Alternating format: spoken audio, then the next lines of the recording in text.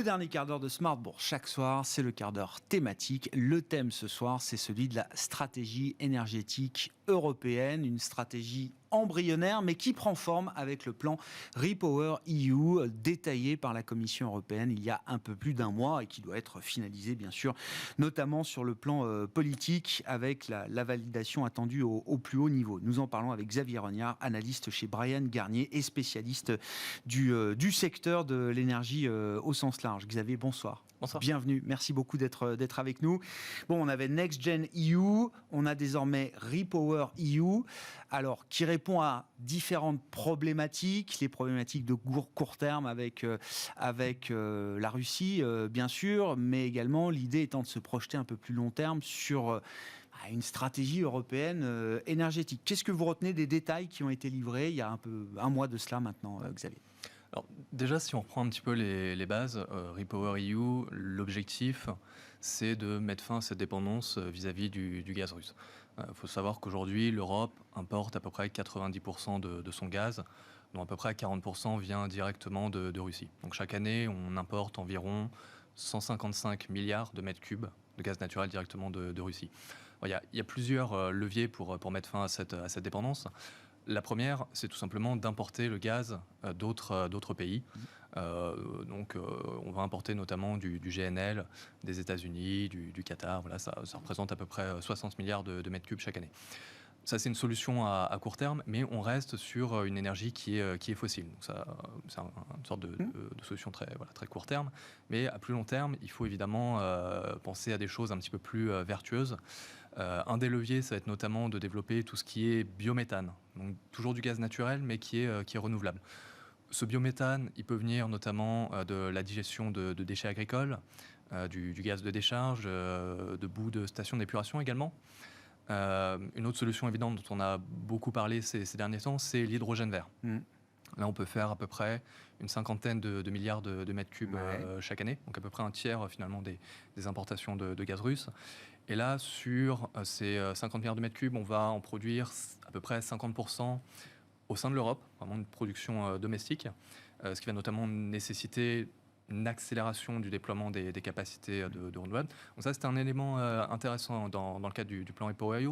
On va simplifier un petit peu, assouplir les procédures de déploiement de nouveaux projets renouvelables, parce qu'on sait que c'est ce qui bloque un peu, ça prend du temps, notamment sur des sujets de renouvelables éoliens offshore, par exemple. On sait que les projets sont très longs entre le début d'un projet et puis son entrée en service. Il peut s'écouler une dizaine d'années, donc c'est extrêmement long.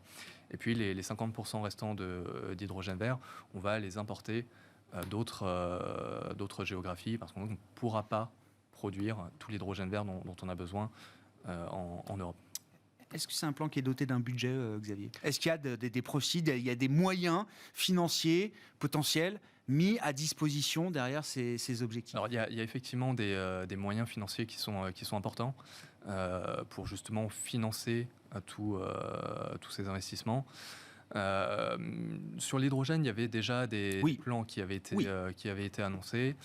Donc oui, c'est quelque chose aujourd'hui qui est déjà bien financé. Et le GNL, vous considérez effectivement que c'est une brique de la transition, mais c'est pas une partie du mix qui est amenée à rester pérenne. Parce que là, on voit les contrats, c'est des contrats longs quand même. Hein. C'est sur 10-15 ans. Engie aux États-Unis, si je dis pas de bêtises. Total au Qatar. Est-ce que c'est juste une énergie de la transition ou est-ce que c'est notre mix énergétique pour longtemps maintenant ? Alors le gaz naturel restera dans le mix énergétique pour très longtemps, ne serait-ce qu'on a besoin de moyens de production d'électricité qui soient stables, qui soient pilotables, ce qui n'est pas le cas des énergies renouvelables comme l'éolien, comme le photovoltaïque, qui sont très intermittents. Donc le gaz naturel va rester effectivement dans le mix énergétique pendant encore des décennies. Bon, pour l'investisseur, comment est-ce que ce type de programme peut se traduire ?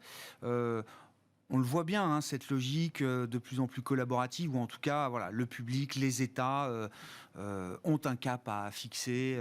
Les partenariats publics-privés, c'est quelque chose d'existant. On sait très bien fonctionner avec ce genre de schéma. On en a déjà eu, y compris au niveau européen, avant même Next Gen EU. Rappelons quand même qu'il y a eu un plan Juncker il y a quelques années, qui a servi de base, on va dire, peut-être à ce type de programme. Pour l'investisseur privé, concrètement, là, est-ce qu'il y a un guide, un playbook intéressant à regarder, voire à suivre? Alors, une manière assez simple finalement de jouer ce plan REPowerEU, c'est de se positionner sur les différents leviers. On peut se positionner de manière assez simple sur l'hydrogène vert, avec des sociétés bien connues comme Air Liquide, également des producteurs d'électrolyseurs, donc ces outils qui servent à produire de l'hydrogène vert. Donc ça peut être McPhy en France notamment. On peut également décider de se positionner sur le levier du GNL. Donc là, une société comme GTT, par exemple, peut être aussi un acteur intéressant et qui est un peu plus à coup double. C'est vrai que les investisseurs, quand ils regardent le dossier GTT, on pense tout de suite GTT égale GNL. Il faut rappeler ce qu'ils font, Oui, Xavier. alors, Et oui, parce GTT que... qui fait notamment des membranes pour le transport de GNL. Ouais. Via les méthaniers, via les grands navires. Voilà, exactement. Mais ce qu'on connaît moins chez GTT, c'est une division qui s'appelle Elogen et qui produit notamment des électrolyseurs pour la production d'hydrogène vert. Donc GTT, ça peut être un bon play à la fois pour se positionner sur ces deux leviers, à la fois le GNL et puis l'hydrogène vert. Ouais, ils ont, parce que le cours de bourse a explosé de GTT, évidemment, logique. Ils ont... je sais pas, ils ont des positions concurrentielles sur ces marchés-là qui sont imprenables. Les chantiers navals continuent de leur passer des commandes. Les Sud-Coréens et autres continuent de passer des commandes à la GTT aujourd'hui. Alors effectivement, la dernière publication des résultats était extrêmement convaincante sur les prises de commandes de GTT. On est sur une très bonne dynamique commerciale. Et puis GTT bénéficie effectivement d'une position qui est quasi monopolistique sur ces membranes pour le transport de GNL. Ouais.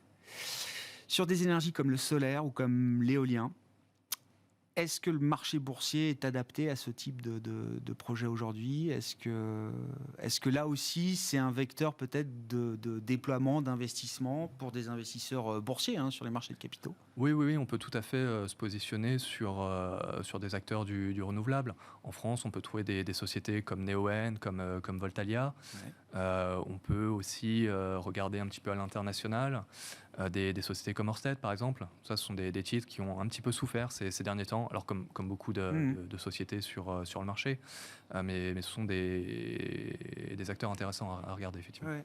Ce que j'ai en tête, c'est Siemens Energy qui sort Gamesa de la bourse, c'est ça, si je ne dis pas de bêtises, Xavier, c'était il y a quelques semaines. Le constat qu'on dressait, c'était de se dire... les horizons de temps peut-être de rentabilité pour ces projets éoliens, en l'occurrence, Gamesa est un des grands groupes éoliens en Europe, ne sont pas adaptés aux horizons de temps d'un marché comme le marché boursier. Les rentabilités espérées sont peut-être pas celles qui conviennent aussi à des investisseurs boursiers aujourd'hui. Alors est-ce que ça peut se réconcilier, ou est-ce que Siemens Energy a raison de dire à un moment il faut prendre des décisions et se dire qu'on est mieux dans le privé? Alors sur l'investissement dans le renouvelable, je pense qu'il faut vraiment distinguer d'un côté les équipementiers, effectivement des gens dans les capital goods qui produisent effectivement les turbines, où là c'est compliqué, on sent effectivement la pression notamment d'acteurs chinois. Ouais. Et puis de l'autre côté, on va avoir des développeurs de projets, des gens qui produisent effectivement de l'électricité, où là on peut être sur un profil plus défensif, parce qu'on a des contrats qu'on appelle de PPA. Donc on a des contrats pour de la vente d'électricité sur 15, 20 ans, par exemple. Et donc là, on est plus à l'aise, même s'il y a aussi effectivement de la pression sur les marges. Les rendements des projets sont sous pression, là aussi, parce qu'il y a la concurrence notamment des majors pétrolières. Mais c'est probablement, si on veut se positionner sur le renouvelable, plutôt effectivement se positionner sur des développeurs de projets, des producteurs, davantage que sur des équipementiers. Pour revenir à la philosophie générale de REPowerEU, j'ai été marqué par la réponse qui a été faite par le commissaire Frans Timmermans, donc qui s'occupe au niveau européen, commissaire européen, qui s'occupe de la mise en place justement de cette stratégie énergétique. Le jour où les détails sont dévoilés par la Commission, un journaliste lui demande Est-ce que REPowerEU est compatible avec la transition énergétique, les objectifs qu'on se fixe? Parce qu'il y a du charbon dans REPowerEU.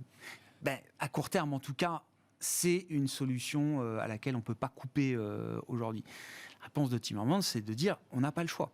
Pour l'instant, on n'a pas le choix. C'est donc la question des horizons, bien sûr, mais à court terme, on n'a pas le choix de faire autrement. À court terme, effectivement, on va pas avoir le choix parce que décarboner le mix énergétique, ça prend du temps. Ouais. C'est pas si évident. On peut pas simplement déployer du renouvelable parce que l'intermittence pose un problème pour la stabilité du réseau. Donc il faut effectivement des solutions de stockage. Ça peut être l'installation de batteries, l'hydrogène aussi à long terme. On remet vraiment en cause quand même toute l'infrastructure électrique, tout le réseau, tout notre mix énergétique. Donc ça se fait pas effectivement du jour au lendemain. Mais ça tue pas le signal.